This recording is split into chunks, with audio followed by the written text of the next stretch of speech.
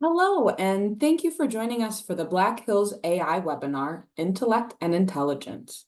A recording of this episode and the slides will be made available on the Black Hills AI YouTube channel, as well as the Black Hills AI website. Feel free to enter any questions using the Q&A feature in the Zoom menu. We invite you to follow us on LinkedIn and to visit the Black Hills AI website to learn about our other webinars. And with that, I will turn things over to Jim. Good afternoon. Thank you, everybody, for joining us. For those on the West Coast, I suppose it's good morning. But yeah, thanks for joining us today. Today, on our second installment of Intellect and Intelligence, we want to talk about legal ethics and generative AI. And we're going to start today with Dr. Regge talking about how the AI tools generally work, because one of our obligations as attorneys is to understand how the tools that we use to generate our work product, how they work, so we can better understand the veracity of what we generate with them, how much trust we can put in it, and so on. So having a technical understanding of how the tools work is quite critical to meeting our ethical obligations. So with that, we'll have Dr. Regge talk, and then we'll follow up on that with specific reference to the ABA model rules for professional conduct, and highlight specific rules and how they intersect with the use of AI, so that as you work through your daily tasks and you're using AI, you understand the things that you need to look out for. And so on in the context of the ABA model rules. So with that being said, Dr. Regge, please proceed. Great. Thank you so much, Jim. And thank you all of you for joining us for this webinar. So if you had joined us in the last one, we kind of gave a lay of the land about AI and generative AI, and the fact that supervised AI deals with always predicting. So I'll take that thought forward, and first of all start off with large language models. This term LLMs, ever since ChatGPT was released, is often used in the media, in the literature. And I thought it would be a great way to kind of define what an LLM is, or what are the several elements that a large language model comprises of. So first of all, you need lots and lots of data. So that becomes the raw material from which the model is learning association, that is learning the context of different kinds of words. The same word in the different context may have a different meaning. So it needs, first of all, access to tremendous amount of data. Then you need something called a transformer architecture, and I will not get into details of that, but when you hear the word algorithm refers to different mathematical functions or machine learning algorithms that exist that help us learn from data. And there are many of them. So one specific type of an algorithm that exists, which is artificial neural network, and there are variations in that. One such type of an algorithm is based on neural network called transformer architecture, which has been shown to do extremely well on language models. Now, once you have the raw material, once you have the tool to learn from that data, now comes the process of training that model. And this is typically never done by companies. So when you get a foundation model that has been trained by larger corporations like Google, Meta, OpenAI, so these are models that have already learned from data. Now, when you make use of any application like ChatGPT, and many times, based on the response that is generated, you might either give it a thumbs up or a thumbs down. So you are giving a feedback, and that is what this RLHF, that is reinforcement learning from human feedback. So when a output is generated by AI, that is where a human comes in and either kind of endorses it or says that, that could have been done better, so that the output next time could be improved as a result of, taking that feedback in and then pre-training. Now, many of these models that exist can be fine-tuned for your own domain-specific uh, data. So when you look at legal applications or medical applications or educational applications of generative AI, you have the same first 3 or 4 steps, but then you're kind of tuning that, trying to adapt that to a new set of problems so that you don't want a generic answer anymore getting generated. So that's what a basic structure of an LLM is. Generative AI architectures use prompt engineering to initiate an action from a foundational model.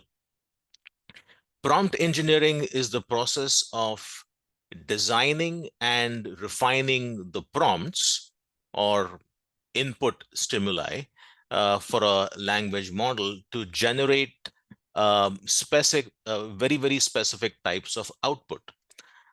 Prompt engineering involves selecting appropriate keywords, providing context, and shaping the input in a way that encourages the model to produce the desired response. And it is a vital technique to actively shape the behavior and output of foundation models. So prompt engineering begins with a prompt. So this is the text that you input into the model. The model then generates a response to the prompt, which is known as the inference of the model. So the result of the inference is displayed as the output. So in this example, the prompt is, where is Japan located? The model's inference on the prompt returns an output that says Japan is located in the northwest. So the model might not always give you the output that you need. So you might need to alter the prompt or provide the model with examples of the tasks in the prompt. Now let's look at how generative AI generates text with LLMs. So let's say you give it a prompt like, I enjoy hiking.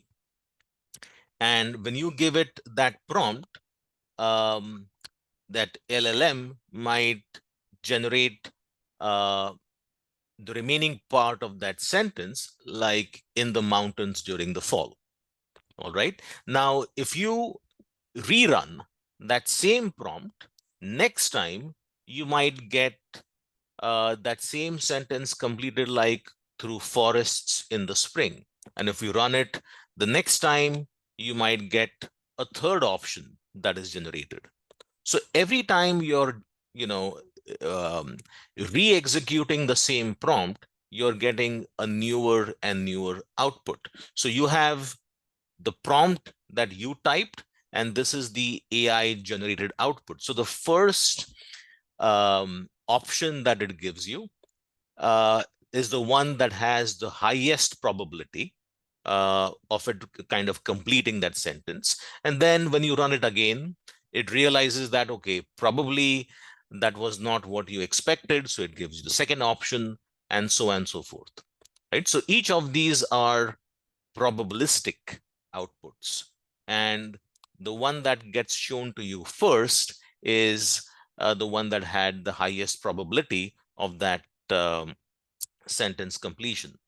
Now, how are these outputs generated?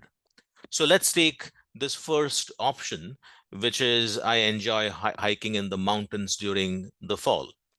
So LLMs are built using supervised learning.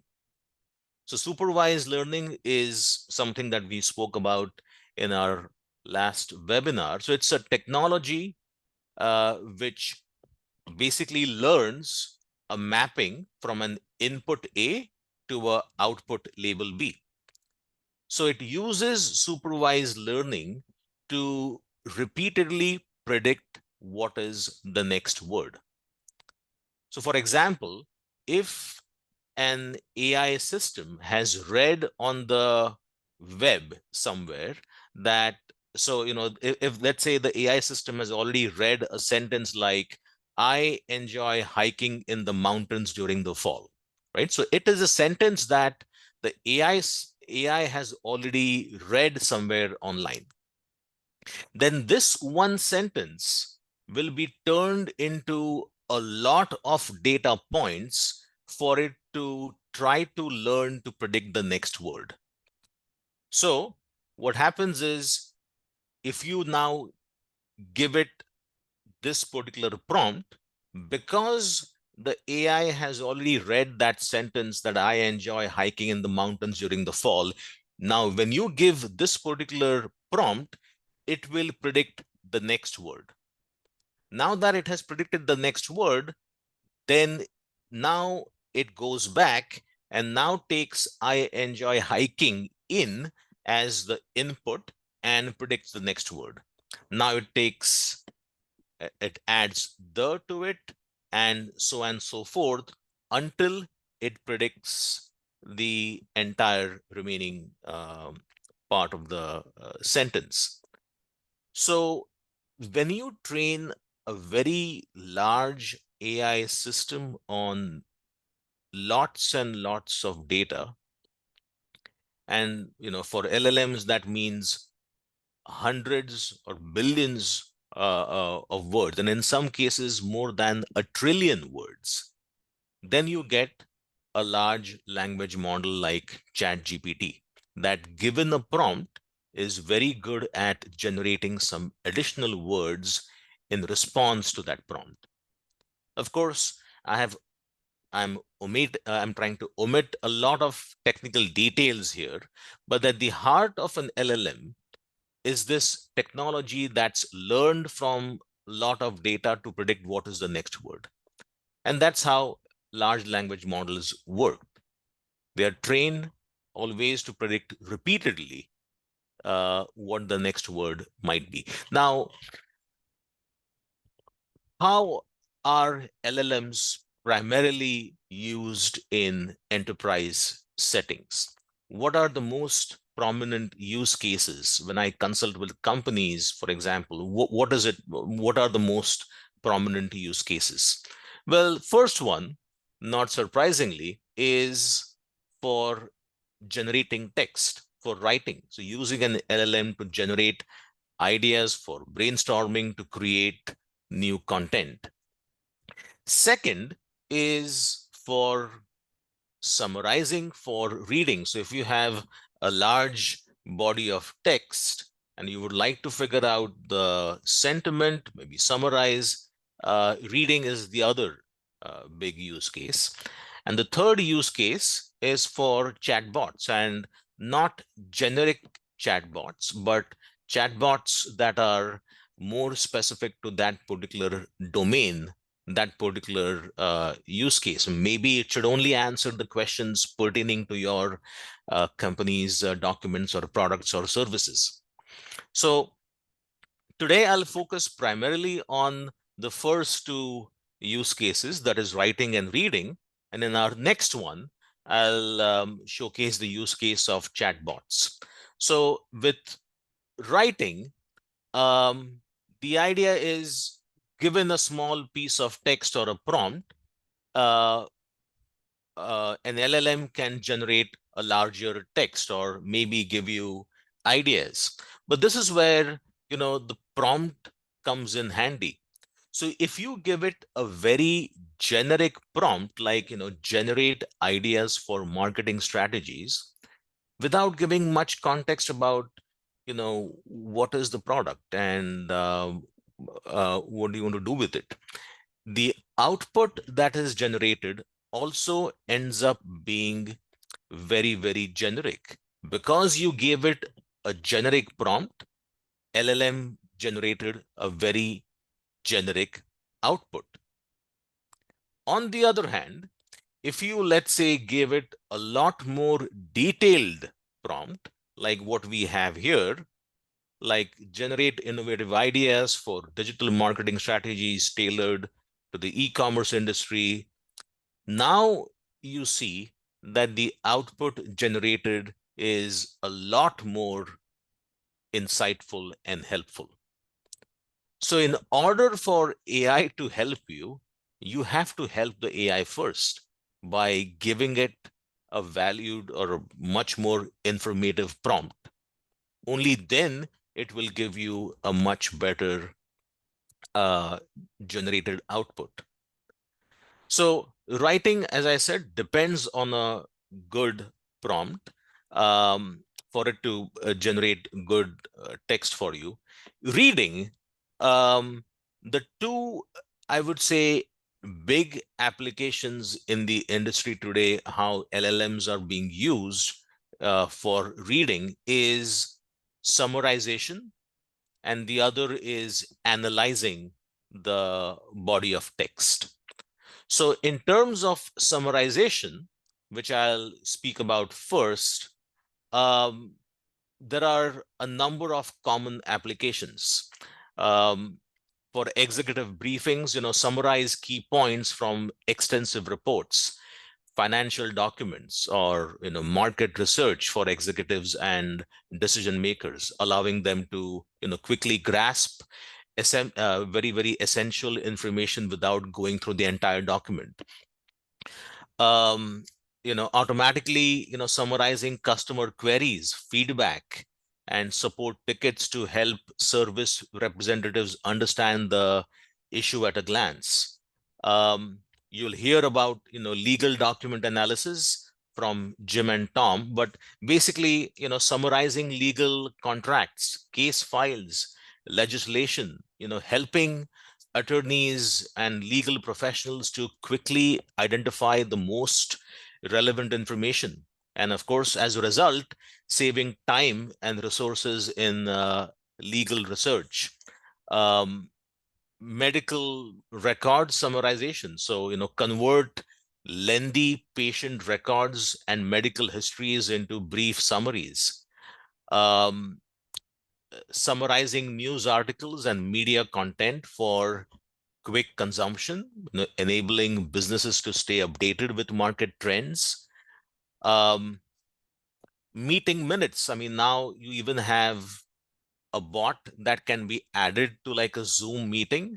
So automatically summarize key points and action items from meetings, and also transcribe audio recordings. All of that can be done by a bot that can be added. Um, Email management. So summarizing the content of incoming emails to highlight the main points. So if there are a number of back and forth emails, instead of reading through all of them, so there are add-on services that can quickly give you what the eventual conclusion of all of that back and forth emails is.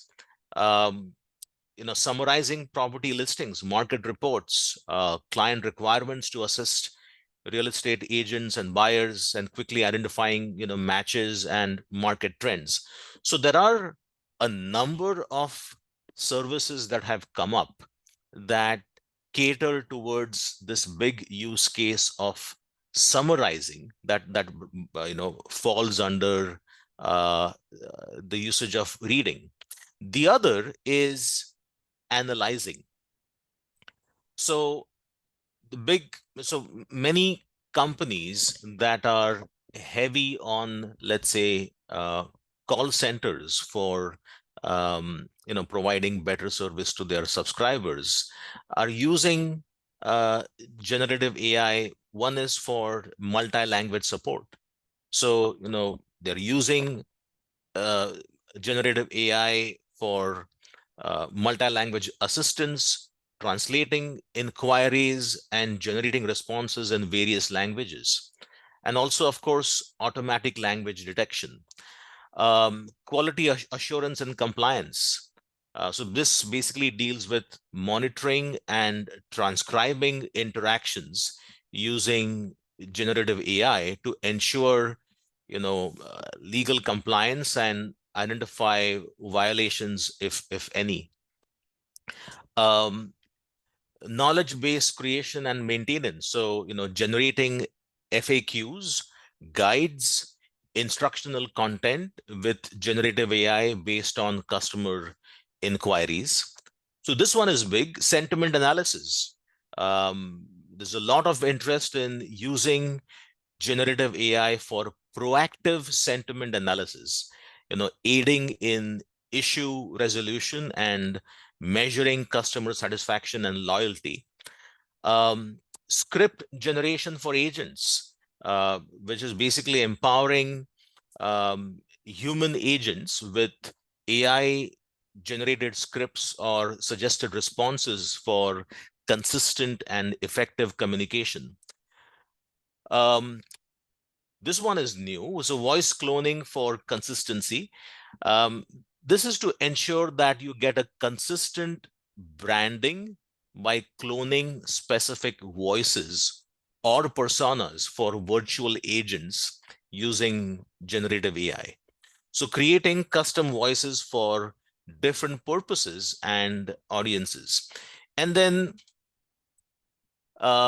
creating realistic training simulations with generative AI, mimicking customer interactions to effectively prepare agents for real world scenarios and provide valuable feedback.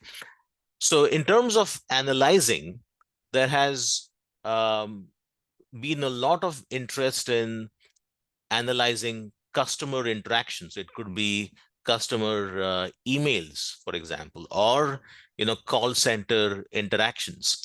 So if, let's say, there is a feedback that arrives in the form of an email, some of the very basic thing that you can of course do is quickly figure out if this is a negative or a positive, that is, if this is complaint or not.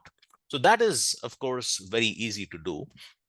But again, here, when it comes to analyzing customer interactions, the prompt is extremely important. So for example, if you specify that, if you say something like specify the department the following email should be forwarded to, so that is your prompt that you're providing now, and this is the email that arrived, and your LLM tells you that this should be routed to home furnishing. Well, but that's a very generic answer. Maybe that particular company does not have a home furnishing department. So that is because of this generic prompt that was given. On the other hand, if the prompt is now kind of refined, and now you're saying that, okay, I would like you to, tell me which particular department this should be routed to. And by the way, here is a list of departments I would like you to pick from. Now it has a lot more valuable information.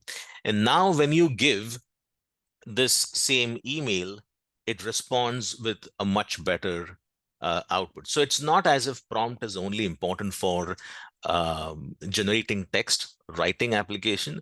It is also important for analyzing text that is being given to it as well. So when you are, trying to figure out the sentiment of customer or consumer interactions, there is one of the biggest applications these days is to monitor that sentiment over a period of time by creating a dashboard. Um, so if we have been doing this, that is, if you have a review or if you have a customer interaction and my LLM is telling me that this is a positive, this is a negative, it is extremely important to monitor this particular positive or a negative sentiment over a period of time. That is, overall, are we getting more positive feedback compared to negative? And then, any machine learning or AI system is as good as the data it was trained on. So maybe over a period of time, that performance is slowly going down and my negative feedback is increasing. And that is, kind of a signal for us that we need to go there and maybe fine tune our model, retrain our model so that the performance again improves. So with that, let me hand it over to Jim, who will be talking about even more interesting stuff as it applies to the legal world. Over to you, Jim. I don't know. I think I'm being oversold here about it being more interesting, but it's certainly important. So first off, I just want to say there was a question that came through, and I meant to click the button to answer it by response text, but I clicked the wrong button. So anyway, so the question was, will this recording be emailed out afterwards? Because the person who sent it isn't able to stay for the full time. So yes, this will be emailed out after the call or after the webinar. I imagine that'll go out sometime this afternoon, and then if not this afternoon, tomorrow early. And that'll include a link to the video on YouTube. If for some reason you don't get that email, you can go to our YouTube channel and find it there. So, okay, so jumping into legal ethics and generative AI, we can go to the next slide, and we're going to talk about understanding the generative AI in specific context of IP practice, and then we're going to go into conformance with the professional rules of responsibility, taking a look at the ABA model rules, because those are basically the model for 49 of the 50 states, and actually all 50 states plus District of Columbia and the USPTO, but California didn't fully adopt them. They did it a little bit differently, although the ABA model rules are a big influence. So, okay, so AI is continuing to grow in usage with IP practice in particular, in the law, but IP practice in particular. There's a lot of different use cases that we're trying to use generative AI for, and they're just going to continue to grow, and the output is going to continue to get better. But at the same time, before we start making a bunch of mistakes and getting ourselves in trouble, it's a good time to reflect on the different ways that we use AI in view of the model rules. So we're going to talk about understanding generative AI in the IP practice, generating the benefits of it, and the ethical considerations. So in the context of IP, it's, of course, as Dr. Regge just talked about, it's a tool. Generative AI is a tool with wide-ranging applications in the law. Uses large volumes of data, and you can generate outputs that include text, images, video, data, audio, and so on. But the first risk to consider is over-reliance, and potential bias is built into the tools either intentionally or accidentally. And when you think about bias, these days when we hear bias, the first thing we jump to is diversity, equity, inclusion type issues, and those are valid concerns. But the same principles that can build those types of things into the generative AI models They can also cause bias in other ways in the output that you get, such as overrepresentation of certain types of decisions or certain types of fact patterns. And the tools can pick up on these, or the models end up, representing these biases based on overrepresentation of certain types of data or underrepresentations of other types of data, to where the tool or the models on which the tool operates may not be able to get you as complete of answer or as extensive as an answer as you may be seeking. So just keep in mind that while generative AI can be a great tool, it doesn't replace you as an attorney. You still need to use your own experience, your own judgment. You need to be prudent in how much reliance you put on just the output from a tool, as opposed to doing, some old, hardcore research, whether that be in the prior art or it be in, the, Northwestern Reporter or whatever. So, so don't replace your traditional ways of doing things with just AI. But in practice, you can use generative AI for many things, and these are just some examples. We can use these tools to generate or streamline your generation of documents in preparation and research of IP issues. We can, and technology specifically with regards to, say, patent applications, comparing documents, getting document summaries, and so on. So there's a lot of great benefits, and it can really speed up the way that you do your work, and it can improve your accuracy, your efficiency, and thoroughness. On the next slide, because it enables you to double check your work, load up your own work product and evaluate it. Consider your work product in view of, maybe your client has pet peeves. You can evaluate your work product according to your client's pet peeves before you even send it to them, so that you get past those early hurdles, and you don't annoy your client with things they've told you about before. But you can also take into account a broader swath of cases or prior art or whatever you're trying to do. You can take into account a larger volume of data, and you can do it with great efficiency and thoroughness.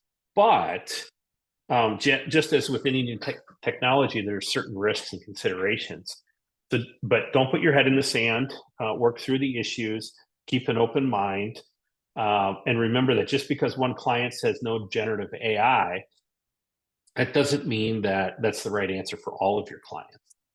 So if you're already using generative AI, great. If you don't think you're using generative AI, I think you're probably mistaken, because, as Tom pointed out, when we were talking earlier, is that, even if you're using, like, say, spell check, that is arguably a form of AI. And the other piece too is, like, if you're using, your cell phone and it's recommending words that you might want to type next, and it's just popping up and you're selecting those, you're using AI. So you're probably already using AI, even if you don't realize it. So this is a fine or a set of considerations to keep in mind. So we just had a quick question. Since AI is being trained on our inputs, is there a waiver of privilege or confidentiality by using AI tools that are not developed in-house? So I think the answer there, we get to those types of things here in just a little bit, but generally not, but it's certainly a way or something that you need to keep in mind. If you're using like, say, just a straight up, OpenAI ChatGPT type subscription, yeah, possibly you could be breaching privilege or confidentiality, because you're not sure if they're using your inputs to train other models, or to do prompt engineering with, or so on. You want to be sure that you have a zero retention API, and that you take into account the confidentiality you need, and where the data needs to be processed, and where it actually is being processed under the agreement that you have.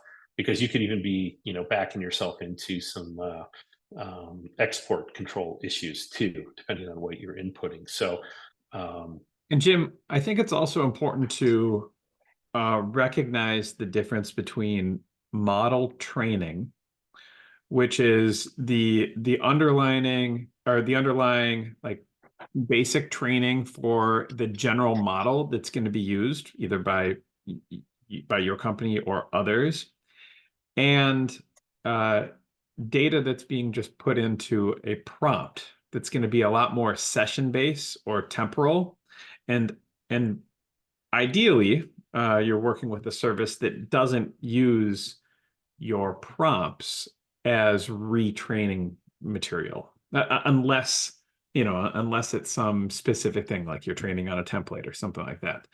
But generally speaking, those are going to be different. So there's a lot of times when you can take a model that's already trained and then use potentially sensitive content that's going to only stay relevant for the session. So it's not going to be used outside of, say, the session that you're using, as long as the provider that you're working with has got sufficient safeguards in place. And then use that to get what you need without sharing or further disseminating that sensitive information. Yeah, that's really good. So at Black Hills, we do have an AI tool that we offer to our customers, and we could talk more about that here in just a little bit. There are a couple more questions. I'll get to those in just a bit. Let's see if we can make some tracks on the model rules and come back and answer a few of those questions. So, all right, let's go to the next slide. So, like I was saying earlier, the ABA model rules for professional conduct have been adopted by 49 states, along with the District of Columbia and the USPTO. The exception is California, but they are certainly incorporated in spirit. So yeah, so that's where we're at there. Let's go to the next slide. So confidentiality of information. So this is rule 1.6. So avoid inputting confidential information into insecure systems. And that's what we were just talking about in response to the first question. So seek out AI tools, and it's not just AI tools. It could be the type of subscription you have. The different AI tool providers, whether it's OpenAI or Claude, or there's several others too. You can get different types of subscriptions. Another approach to that is working with a company like Black Hills AI and our AI tool. We have worked with our partners on this to bring a product to market that enables you to have reliance on our knowledge and experience as patent attorneys to build out a product that complies with the requirements for the ABA model rules and client confidentiality. And we've set up a framework that ensures that there's no export control issues and so on. So you can work with a company like us to be able to handle those issues for you, but at the same time,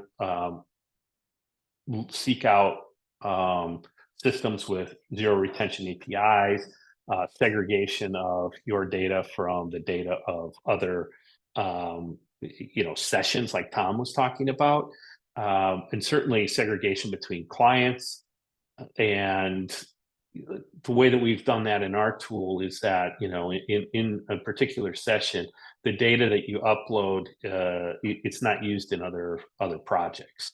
It's not used to train any models. It's only used in the context of the particular project or session that you're in. You're interacting with the things that you've uploaded, the prompts that you've submitted, and the output that you've received. So you want to avoid the bleed over of data and the persistence of data beyond when you want it there. So you also want to ensure that your tool has appropriate security protocols and are implemented appropriately, maintained appropriately, and best practices are being followed. But at the same time, be sure to evaluate your client's specified obligations and the terms of your own client agreement letters. So another thing you can do is if you're unsure of your compliance with certain confidentiality things, it is possible to submit data anonymously or in ways that you can't be figured out, resolved who the particular parties in the dispute or whatnot might be. You can obfuscate that type of stuff the way that you submit the data for your prompts and whatnot.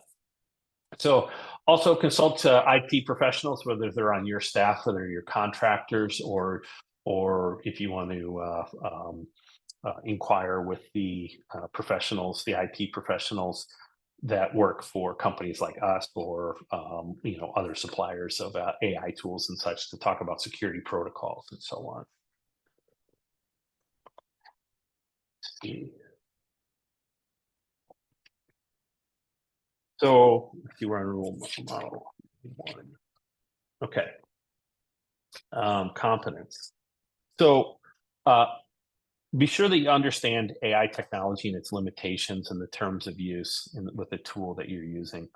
You need to be careful about the terms of use. Just because you think that you have a certain type of subscription, you need to inquire and make sure that you in fact do actually have the right one, understand the terms and the limitations of the AI tool. The first part of understanding AI technology, I think, some of you will already have had some of that, but also Dr. Rege's presentation earlier gives you an idea of how it works. So one of the things I want you to remember, though, is that the AI tools, they approximate answers. They generate what they believe to be the most correct answer. Well, that doesn't mean it is the correct answer, and it doesn't mean it's the entirety of the correct answer. So you get these approximated answers, which can be great and can be quite insightful, and it might give you an answer with perspective that you would not have come up on your own. You can also get asked for, say, 5 answers, like what are 5 considerations, or what are 5 ways to consider this, or what are 5 ways to answer this question, and it can do it for you very quickly. But that doesn't mean it got all the answers. It doesn't mean that each one of those are complete or thorough or necessarily even accurate. You need to apply your own experience, your own knowledge, and your own diligence to what you are working on. You cannot take the absolute, you cannot take the answer as the absolute gospel on what the answer might be. So that is the thing. We have a slide in here somewhere that says AI. It says it pretty nice. AI is not going to replace you, but the person using AI will. And I think that is very prudent to keep in mind. And maybe you've heard that before, but the idea is that at least at this point, the AI tools are not a substitute for an attorney, but they are a tool that can significantly increase the productivity of the attorney. So, and Jim, okay. I think another piece of that competence too is understanding where these tools are used. Like you mentioned earlier, tools like ChatGPT, Claude from Anthropic, Perplexity, etc. It's pretty easy to tell when you're using an AI tool, but this type of technology is showing up more and more in other places. I mean, spell check is a great example, grammar checking, suggested responses in emails, these types of things. It's important as an attorney with some of these requirements for technology competency that you understand where these are, especially if clients are coming with specific requirements around the use or not use of AI tools, because you don't want to be signing away your ability to use things that are built into the software that you're using anyway. So it's those contractual details that us as attorneys are kind of have a higher standard of understanding. So it's not one that you want to be kind of caught missing on. Yeah, so the way to think about this is integrating the use of the tool with your legal expertise and your technical knowledge. Also, it's tempting to rely on these tools for being accurate. Fight that, right? Do your diligence, make sure that you're looking at them, you're looking at the answers, not just a straight copy and paste. Make sure that it is what you're looking for in your documents. But there's also a temptation to use these tools outside your area of expertise. And while it may come up with some output that sounds really great, if it's outside of your expertise, make sure you go the extra mile to either consult with somebody who may be, more expert in that area, or pull out the case books, or I guess we do that online these days, but do that extra step of research to make sure that you have the proper answer. Don't rely necessarily on it sounding just right, but then again, at the same, sometimes you only, depending on the particular matter you're working on, you may just need a peace of mind. It may not be something that you're using to directly advise the client, but if you need a quick and easy answer, maybe the tool is going to provide you enough. But if you're going to rely on something that affects the client's rights, make sure you go that extra leg. So let's go back one slide. I didn't finish talking about that. But yeah, so act with reasonable diligence and promptness. The generative AI tool can help you with your promptness because you can do things very quickly. But absent reviewing and revising, independent research and diligence can be an issue in view of the approximate answers offered by generative AI. So keep that in mind. Okay. Alrighty. All right, now we can go to the next slide. As far as implementing these tools inside of your firm, establish AI policies on the use of these tools. Provide training on the ethical and practical aspects of AI. Make sure that your team, if they're using these tools, that they understand what they're getting. It's not a Q&A with the absolute authority on legal issues. So if you're using a generative AI tool to draft patent applications, okay, make sure you review the entire draft of the patent application, or the portions of the patent application that you use, or that you use the AI tool to draft. At the same time, if you're a more junior attorney and you're following these policies and you're deferring to the supervising attorney to make certain decisions, you've reviewed the work product, you think it's right, and you provide it to your supervisor and they review it and don't say anything, and you're positive they've reviewed it, you're taking their word for it, you have a little bit of a safe haven there. But in a law firm, the partners, the management of the firm does need to implement these policies and ensure adherence to them. But again, this is not saying don't use AI or generative AI. I think it's very prudent to use and figure out how to integrate AI tools into your daily work practices. I think they can greatly improve your productivity, enable you to meet, ever shrinking or ever stagnant budgets with clients.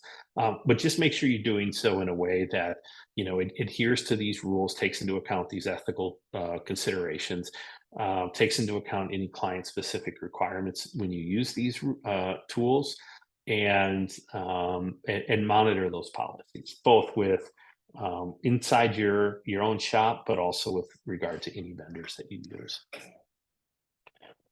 Okay, so when you are using these tools, though, there's some things you need to consider in the client representations. Like I said, ensure compliance with client instructions and policies. Consider explaining how the technology will be used to your clients. Consider discussing the benefits and risks with the clients. And consider adding AI or generative AI usage language to your client agreement and engagement letters.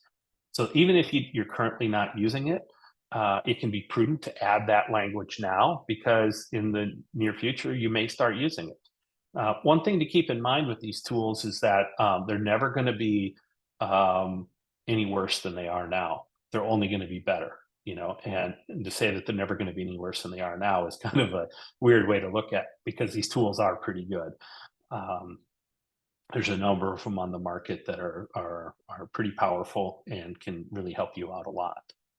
So review the client instructions that you do receive, whether they're in requirements documents or RFPs or whatnot you receive from your clients, and make sure that you abide by their instructions. Rules 1.4 and 1.2 come into play there. But see also Rule 7.1, you must be truthful in your communication about your services, including your capabilities and limitations on generative AI tools that you use. So the next, so this slide, I mentioned consider including a paragraph in your client agreement or engagement letter. If you'd like a copy of this paragraph, send me a note. I can email it to you. Feel free to use it. Feel free to modify it. Feel free to tell me it's terrible, but happy to share that with you. You can email me at jhallenbeck@blackhills.ai, or just send an email to support@blackhills.ai, and we'll get it out to you. My email will show at the end of this presentation. So, okay. Again, we have duties to not only our clients, but also to the different tribunals, whether that be a court or a patent office or trademark office, whatnot. I'm sure we've all heard about cases where attorneys have submitted AI-generated documents that included citations that may have looked like they were Blue Book accurate, but they were totally fictitious, made-up cases that came out of an AI tool. So we want to avoid that, of course. That's the low-hanging fruit, but that is a glaring example of why we need to be careful when we use AI tools. And that's the result of an AI tool approximating an answer rather than getting the absolute answer. So review your AI outputs for accuracy before you're making submissions to any tribunal, court or otherwise. Validate the generated citations, the legal theories, the factual assertions. It's possible that the AI tools will fill in the blanks on facts or theories or arguments in ways that it thinks it needs, and if it doesn't have the information, it might generate those. And here again, you want to address any potential biases in the AI training data. And of course, these can be demographic, which is what likely what first comes to mind when you're talking bias. But keep in mind that generative AI is based on probabilistic modeling. If there are issues with the underlying training data, the output will be tainted by the same issues.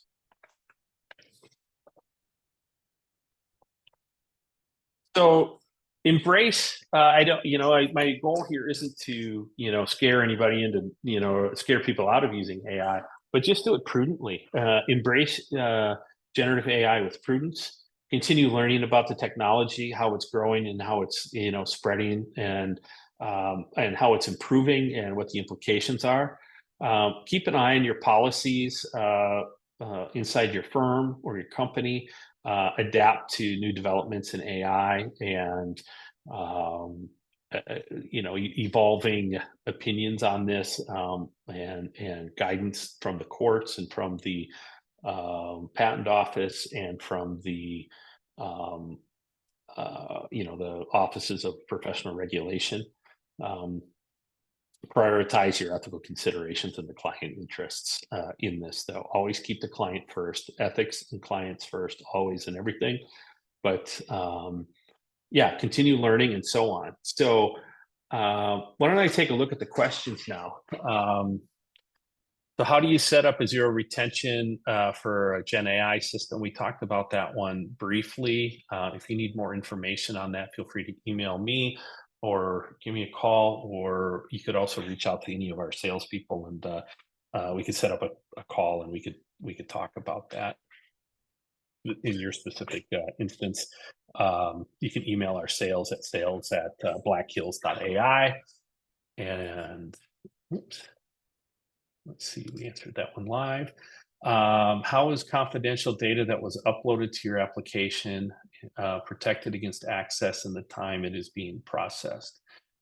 So that's a more detailed in the weeds type question. So I'd invite you to reach out and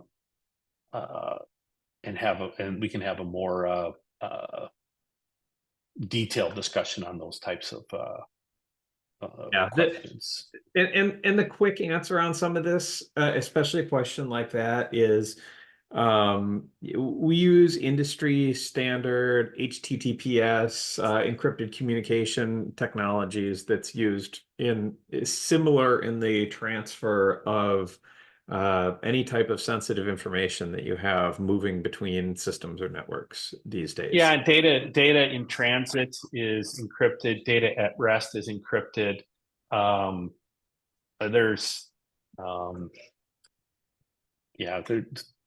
We're good to go there. But yeah, we can talk about that more in depth in a separate call. Let's see, is data adequately protected when using Gen AI pattern analysis? How effectively has been disclosed if you analyze a confidential document? So yeah, it's another security question, specific security question. So we can handle that one offline. But yeah, as Tom is saying, we follow industry best practices, and we're using very secure systems on which data is being processed. And we're conscious of where our servers and everything is located. So yeah, so we can have more in-depth conversations on that if you'd like. So, but yeah, so why don't we switch to the next slide? And yeah, and there's my email address if you want to write that down, and we can set up those additional detailed conversations on security if you'd like. And if you have any questions about the slides, we're happy to talk about that. And if there's any more questions, we're happy to answer those. But otherwise, I'd like to thank Dr. Reggae, and I'd like to thank Tom for joining our call. And we will do another, our next installment in this webinar series, in Intellect and Intelligence, in, I think, September. And so keep an eye out for those notices, and we will be sending those out. And like I said earlier, we'll be sending out a link to the video of this webinar, and we'll go from there. Alrighty. Well, thanks everybody. Thanks everyone. Thank you.